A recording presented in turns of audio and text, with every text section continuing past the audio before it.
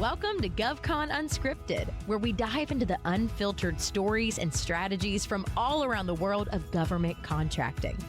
Join host Chelsea Roberts as she explores how to navigate, thrive, and win in this complex but lucrative industry.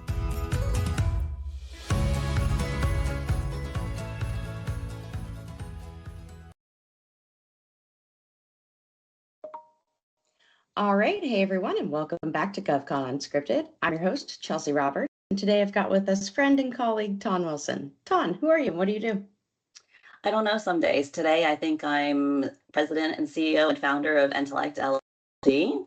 Other days, mom to Henry. Thanks for having me. I'm the president of Entellect, and we do BD capture proposal support, all things GovCon in both the state, federal, and local levels. Also, I think today we're doing a dual podcast recording. Yes. Which is fantastic. I love cross collaboration with other partners in the industry. And so I'm also the founder and host of Tan's 2 Cents. Awesome. And your podcast does exceptionally well. I love everything that you put out. It's just, you are one of those folks that does stay intellectually curious, and you're a lifelong learner like myself. So I'm always scoping out your content. I tell you, there are things that I love about this industry. You are really knowledgeable in areas that I'm not. So I think we all learn from each other, which is great. Definitely. And today's conversation is going to be a little bit more easygoing and just back and forth flow, which I love. I think we wanted to touch on a couple of points and bring people up to date and give some folks hopefully some helpful advice and insights. And I think the first topic that we wanted to jump in on was grifters and the carnival barkers that are out there. Now, I've seen just this past year alone a massive increase, and I'm sure you've probably seen a lot of the same, and just a massive flood of information. It's hitting all the social channels, hitting all of the practical platforms for folks that are looking for insights and guidance, and they have traditionally turned to things like LinkedIn in the past to get some more of those professional voices in their heads and follow those folks that are knowledgeable. But there seems to be a lot of noise on LinkedIn these days, and I'm curious what your take on that is. There's so much noise, right? And I think everyone's becoming a little bit more social media savvy. I'm a Gen Xer, so there are some colleagues and I know some friends who can't navigate their smartphone. And then there's those like me who's, ooh, like newest, latest technology. I need to see it, break it, touch it, and feel it. And I think that there's like this huge divide between those of us who cut our teeth in GovCon 20 plus years ago, like Entellect will be in business 20 years in October. Wow. And so we've come up through GovCon in a very different way. And there are some graybeards who are, we've done it this way, this is how we've always done it, and it's lost its touch and message with other people who are coming up through GovCon. So I said, in some regards, I think a lot of the social media noise on YouTube and LinkedIn is great, because I think it's a great avenue for like yourself and me and other people who can leverage it and get the good message out there. But there's always going to be this very predatorial type of, and I use the hashtag and I created it, GovCon Grifters. There are grifters out there in GovCon, and if they're coming in and guaranteeing your wins, or I've won millions of dollars, and I always cringe when I see these videos of like dollar signs, and I was like, I feel like I'm watching late night TV and it's an infomercial or something. What is this? Yeah, they've got such loud voices, and it's all so bright and shiny, and it's all very much, I've done this amazing thing and I can do it for you too, and you're going to absolutely love it. And then it comes down to the fact that they don't have any sort of practical past performance. They don't have any reasonable strategies. And I think a lot of them, unfortunately, are just getting established now too, because they've come out of perhaps a government role, and they think that they know everything that there is to know about government contracting from their 10 to 15 year position on the government side. And yeah. But the other thing too is some, I'm not going to name names to protect the guilty, is some have won one contract and it was part of a larger group. And now they're like, I've won or managed this large of a contract. Yeah. Once does not make like years of experience and producible and specific wins. And so I get it. Fake it until you make it, like statement. I can understand that. But some of them are actually putting out incorrect information, things that could get you in jail, right? Like it's fraud. And so you really do have to fact check. And I think fact checking nowadays is so much more important and it's so much more dangerous. Like we thought Google was bad when people were Googling things. Now with AI, like last night I was doing a research on vets too. And the perplexity was telling me that I, Entellect LLC, with my UEI number, had a Vets 2 contract. Wow, that's amazing. I had no Congratulations. idea. Yeah, right? That's so great. Yeah. Oh, wow. That's terrifying. It is. Absolutely terrifying. And that's a new brand of hallucination. And I similarly was reading on a protest that had been submitted, several protests actually, that have been submitted on like by basically this company that had just included all of these absolutely incorrect and fabricated.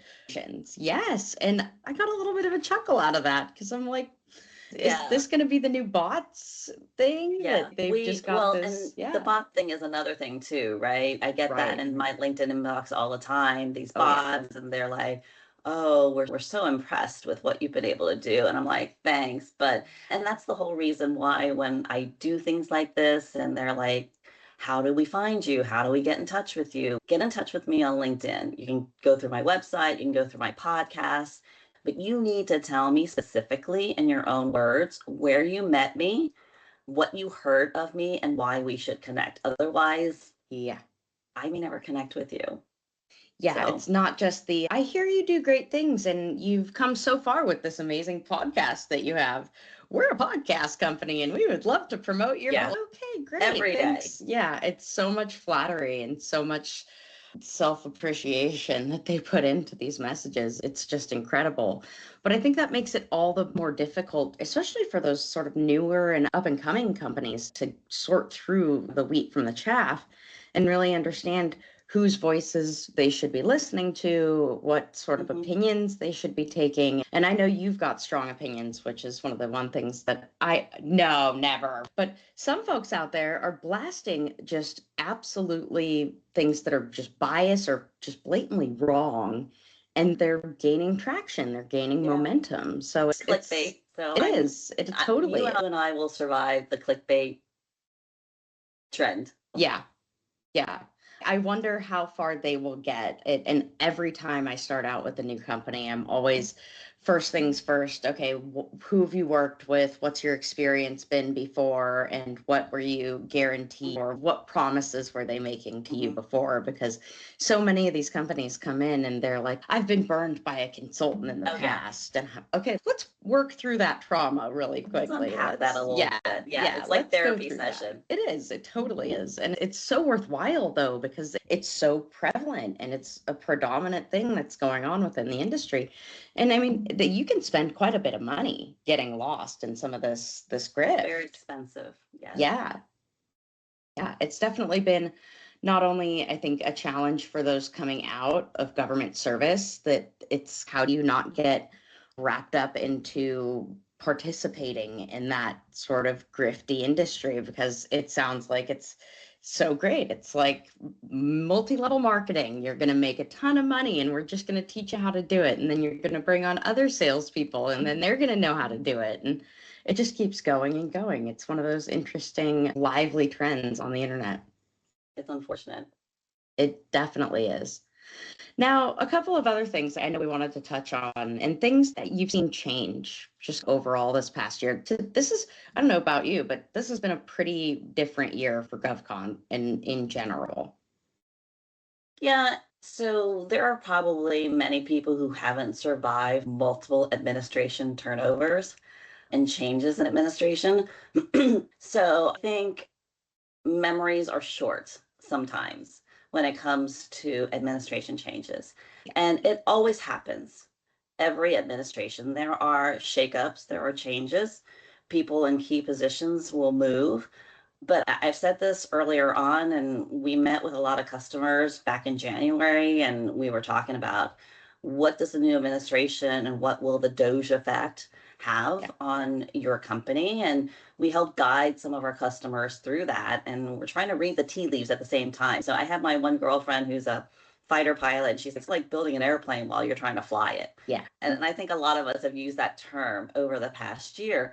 And so I think this year has been very dominated and with executive orders, obviously currently and all this summer, the FAR overhaul. And for those of us who are older, this is not the first time. This is not the first time it's been threatened. It's just the first time it's been fast track. It's kind of like getting the Disney like fast pass. It's like we're gonna skip the line and just get to the ride. And it's been a bit of a ride.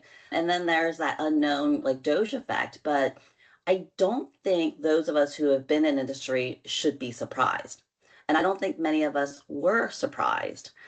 The president came out, campaigned on all of it, was very adamant about it. But to this level of speed, I think is something that is a little disconcerting. We know government, risk averse, moves very slow. Right or wrong, I'm not here to judge.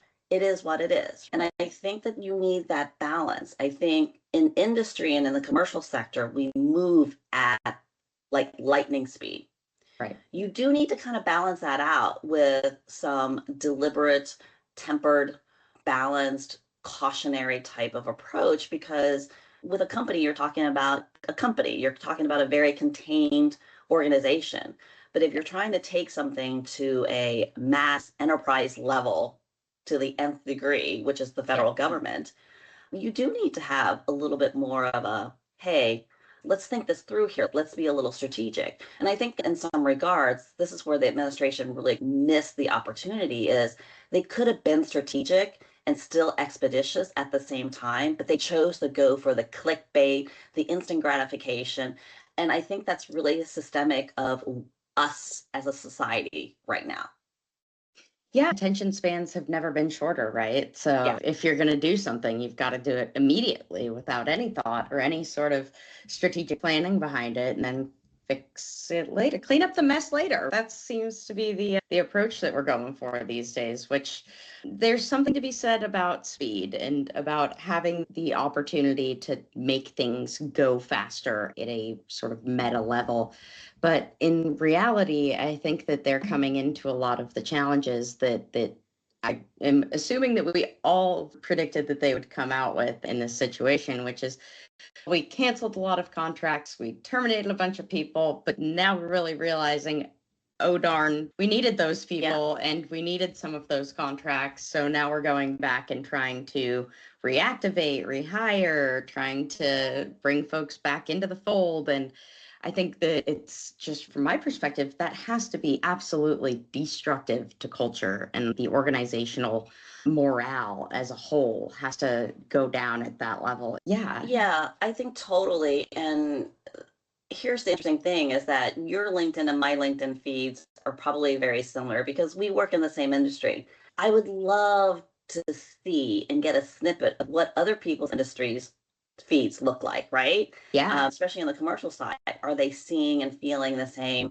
impacts that we are? Because it is very demoralizing. And here's the thing, I'll make no bones about it. I am a very fiscal conservative. And so there is a lot of waste. I've seen so much waste. I've seen so many contracts and so many solicitations that I look at them and I'm thinking to myself, are you kidding me? Okay, I don't make the rules. I just play the game. But why are we spending money? Why is there a contract for this specific service or product, whatever, fill in the blank type of thing? But so yes, I think there was waste. I think there could be a lot of efficiencies in there. The dust is settling, but the aftershocks are going to be, we're going to be experiencing the aftershocks for quite a while. And I want to say it probably will be another at least good 9 months until we really get into a stable place. And it almost reminds me of a really bad company acquisition that I was part of, Oh, where no. my company was being acquired Yeah. and everybody's jobs were cut at the top, including myself. And Yep. it wasn't until the acquiring company came in and started peeling back the onion because the owner misrepresented Ooh. in the sale did they Yeah. realize, oh crap, if we don't keep these people or if we don't do X, Y, and Z, we're going to lose all of our investment in this organization. And so, what that really taught me on the commercial side is you can't come in and just fire at the top. You can't come in and just slash without understanding context and history matter. And Yeah. it's not like in government contracting, you don't have a huge documented history of Right. programs, where they're from. You know what I mean? That's the whole Yeah. basis of capture. Yeah. Like capture is digging into and finding out about the customer. What are their buying habits? Yeah. Are they risk averse? You know what I mean? Get to know me first before you decide I'm irrelevant. Yeah. Yeah. And I think the amount, like, sure, there's duplication, sure, there's waste and undoubtedly fraud throughout, but the fact that the corporate knowledge or the organizational knowledge base that has any sort of context as to why something's being done and what their action was to continue or discontinue it, or just all of those basic things that you really need to know to be able to make an educated decision on what's worth keeping, what's worth putting to the side, what's worth eliminating. Like, all of that knowledge is just all of a sudden gone. And you've got folks making decisions that Yeah. have they gone through the history? Have they looked at the things? Have they done that due diligence to figure out, oh, this role really wasn't quite that important? And in a lot of cases, we're seeing it come back now to the, oh, that was important. So we're going to need to get you back here and you're going to need to return to office. And that's just absolutely destabilizing for organizations, because who wants to go work somewhere where their future and their livelihoods you put at risk and put into a position of having any sort of stability and any sort of foreseeable future? It's just not the most effective way, I would say, to go about sorting through Yeah. the wheat from the chaff, for sure. I do have to say, and I'm always looking for the silver lining. I'm not Yeah. normally the most optimistic person in the room. Yeah. So I'm just going to put that out there right now. Full disclosure, I know who I am. I totally get that. But I think the silver lining in this is not going to be positive for everybody who's been Yeah. impacted by the overhaul, by Doge, by everything that this administration has put into place. But it goes back to a fundamental belief that I have always preached and worked with our customers on, is that you need to understand and be able to clearly demonstrate your value. Yeah. And so I think it really put industry and the government in particular under the microscope and say, show me your value. Explain to me why you are mission critical. Explain to me this. And everyone took it as such an affront. Like, how dare they? Like, if I've been doing this for whatever. I was like, I personally don't care. But if you're not supporting the mission, if you're not showing and demonstrating value, then it is easy for me to be very flippant about, then I don't need you. I can replace you with this, or I can consolidate, or I can bundle. Like, bundling and consolidation is not a new concept. It's Right. really bad for small businesses who had all these other smaller components and pieces of one larger program. But I think it really, and I don't want to talk about DEI because that is something, but I feel like we have to at least throw out Yeah. the word, okay, that I'm not trying to be insensitive about DEI, because I view DEI and diversity in a very different way, is that you need to be able to show that you have value, that you can't just get sole sourcing. You can't just get these set asides, that if you can't prove it. And so I think that's why we've seen so many more increases and so much more thoughtful and in-depth and bigger type of RFIs and market research opportunities. Now the government is doing what they should have been doing before, is like really looking at the value of what someone's bringing into the table. And I love the fact that they're moving to commercially available services and solutions. Yeah. Hello, recreating the wheel. That's exactly what my issue with the government was, is like, why are we creating something when I can go out and purchase it commercially myself? It does not make sense. Yeah, absolutely. And why are we paying 9 times as much for something that we just needed a sticker that says government approved on, that we get from the commercial market? It's absurd, the level at which we go to make things different, or to, like you said, reinvent the wheel in Everybody situations. wants to put their own spin on it. I used to work on a contract where the Air Force wanted to do their own and the Army wanted to do. If you looked at the requirements, they were the same. But one of them wanted the pride and ownership, and it was hubris, total hubris. Yep. Yeah, those days I'm hoping are behind us, but probably not.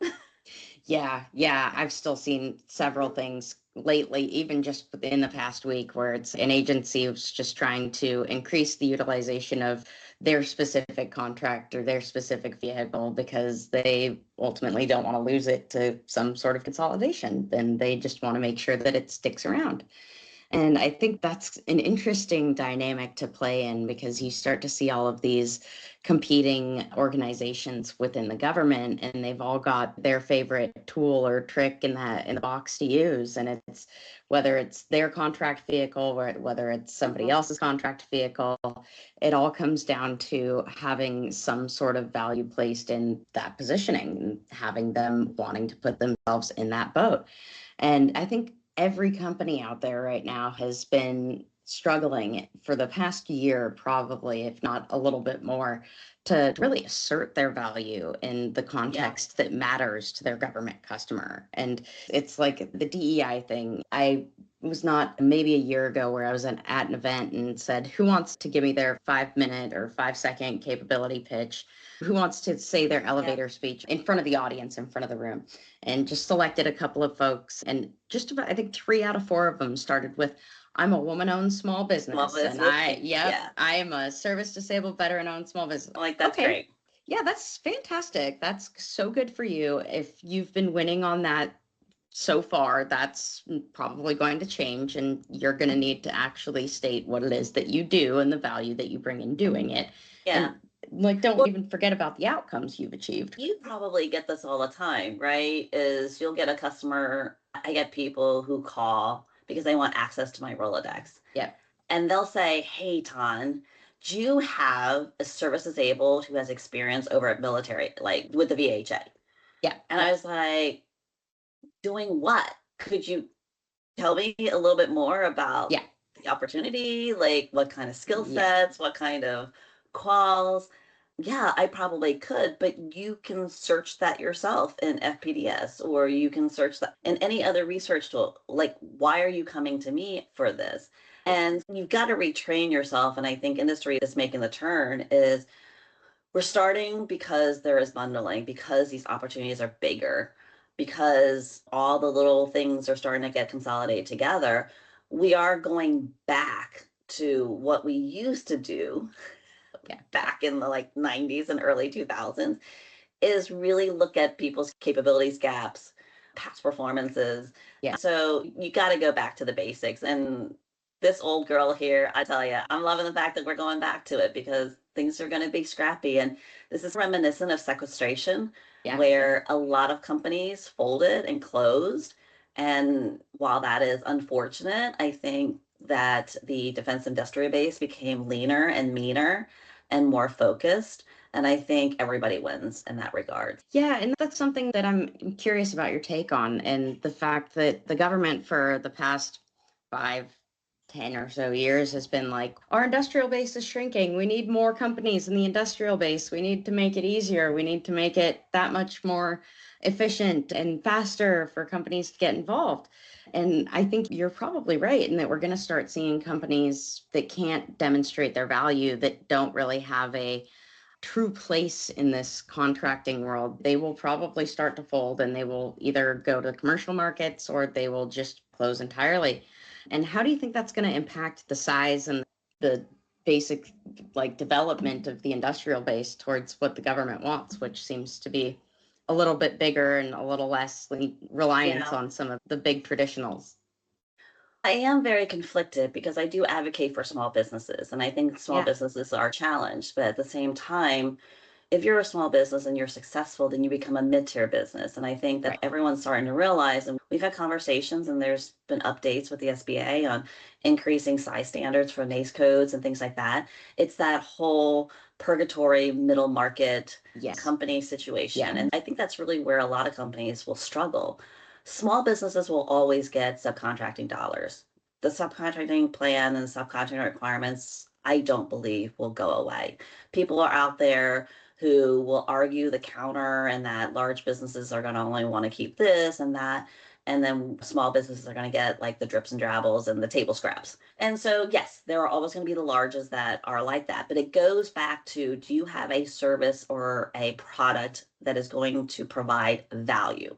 Right. Is it going to provide and support the mission of your end customer? Those companies will always survive. Those who don't have an identity will not.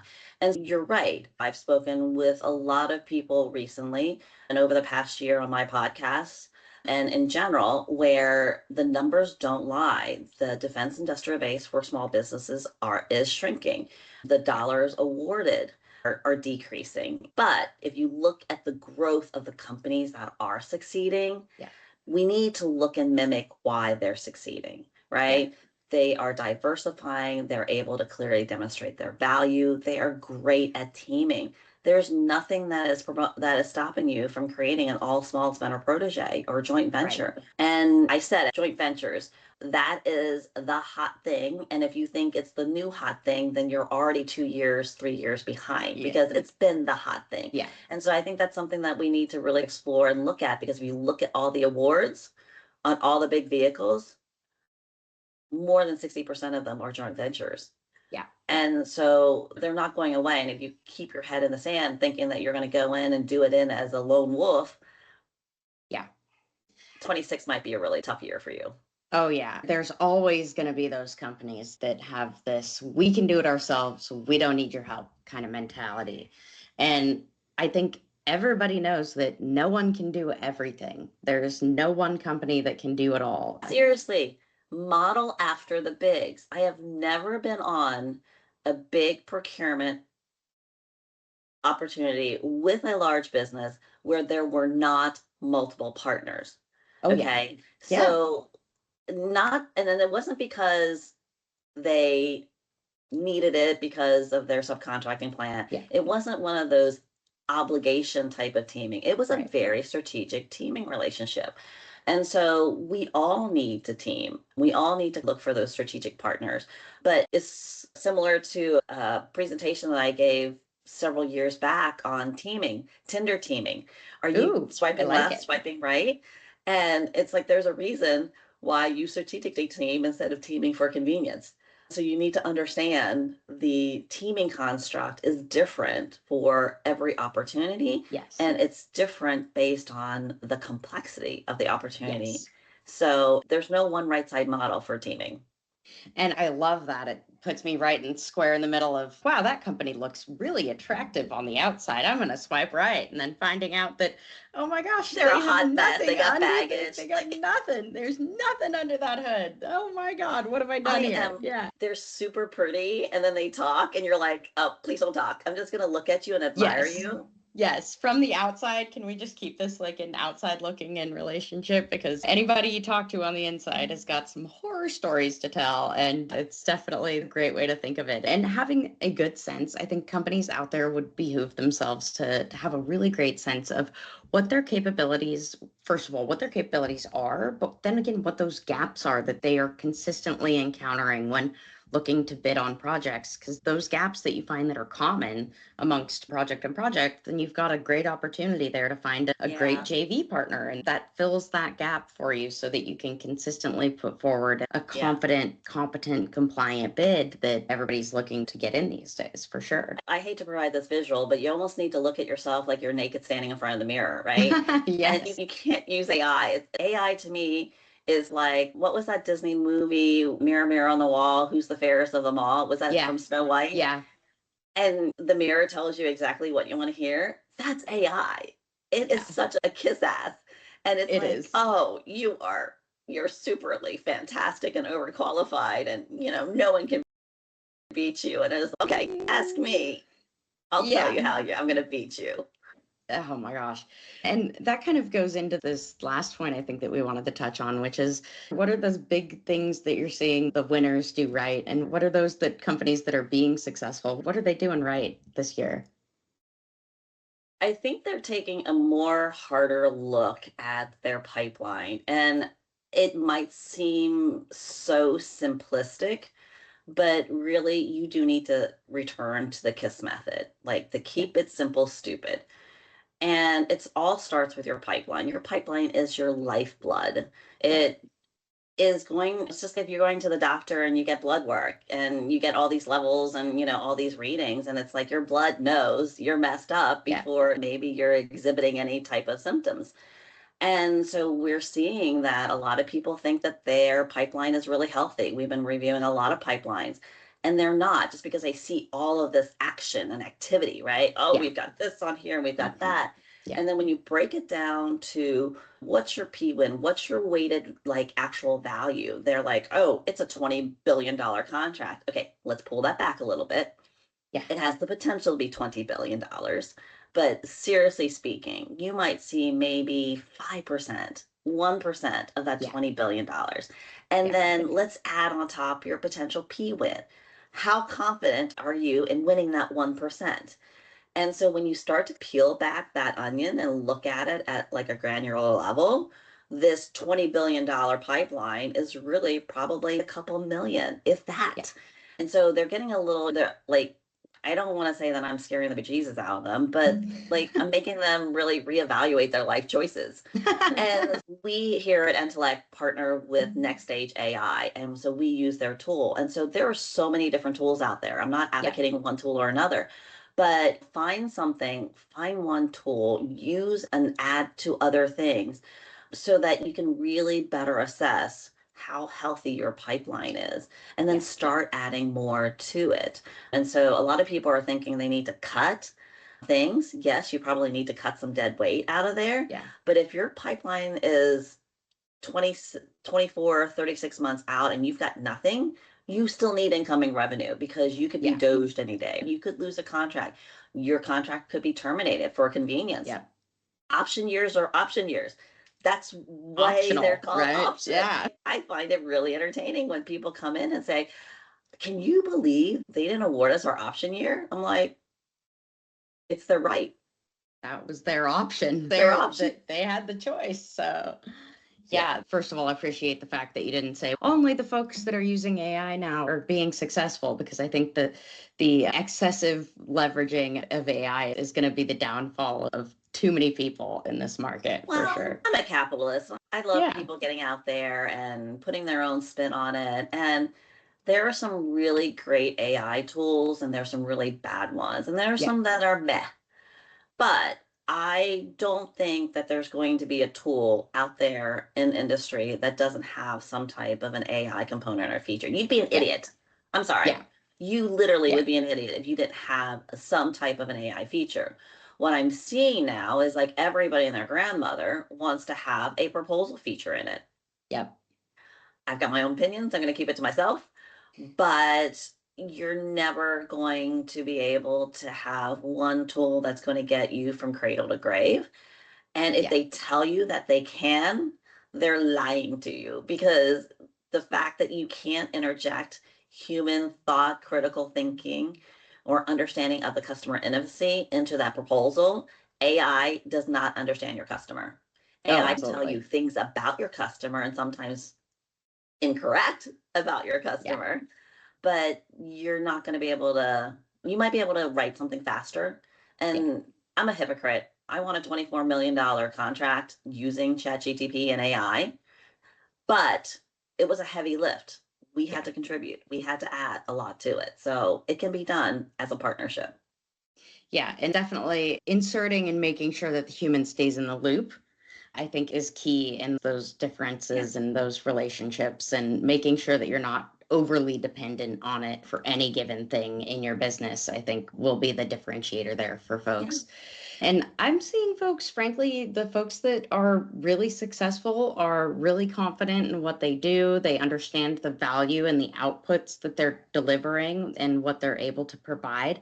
And they are very aware of their gaps, their flaws. They see themselves for what they are and not what they think that they could be on any given day. And they really fill those gaps in with competent and compliant companies that provide that value in the same way and same culture that they've been able to cultivate in their companies. And they've really taken a hard look at things that they don't want to bid, and they've been able to clear out their pipelines. They've been able to take that clutter out and focus really on those things that really are strategic and a little bit longer term, and the things that will bring them that past performance that they need and that will help them grow in ways with diversified agencies, that they aren't just staying with their core agency. They're getting out and experiencing other worlds. And they've really been able to translate the value that they bring to one customer across into another customer's language. So I've definitely seen a lot of that growth in companies that have been able to make that jump from their core customer into other customers and with other agencies, because they've just taken the time to translate the language that they're speaking and translate the value that they deliver to that core customer into the language of other customers, which I think is an incredibly valuable skill. So I would love to see that trend keep up in 26, 100%. Yeah, absolutely. I think we'll see that. This has been a fantastic conversation, Tom. And now I'm going to go to the how can people get a hold of you? And you gave us a sense earlier, and we'll just have you say it all again so we can get everybody out there and reaching out. Absolutely. So you can always schedule a meeting, an appointment with me on my website. That's entellectllc.com. But I am prolifically a huge super user of LinkedIn. So if you don't see me posting on LinkedIn on a daily basis, send rescue somewhere because I'm probably on the side of the road in an accident somewhere, God forbid. But yeah, I would say LinkedIn, my website, and then also you can listen to me weekly on my podcast at Tan's 2 Cents. And I appreciate being able to do a cross collaboration on our podcast together. Absolutely. Likewise. And you'll hear this episode on Tan's 2 Cents as well. So wherever you're joining us from, you can reach out to me at LinkedIn. I'm very constantly on LinkedIn as well, and at my website, collaborativecompositions.com. It's been a great conversation, Tan, and we'll have to pick this up again in the new year. Oh, absolutely. To make this an annual event. Absolutely. So. Sounds great. Thanks so much. All right. Thanks for having me.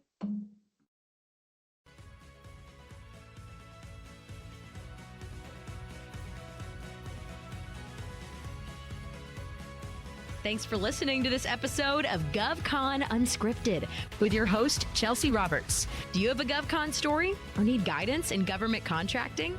Connect with Chelsea on LinkedIn to be a guest on the show or to enhance your business strategy. Don't forget, your network is your net worth. If you liked what you heard, don't forget to subscribe, leave a review, and share this episode with your growing GovCon community.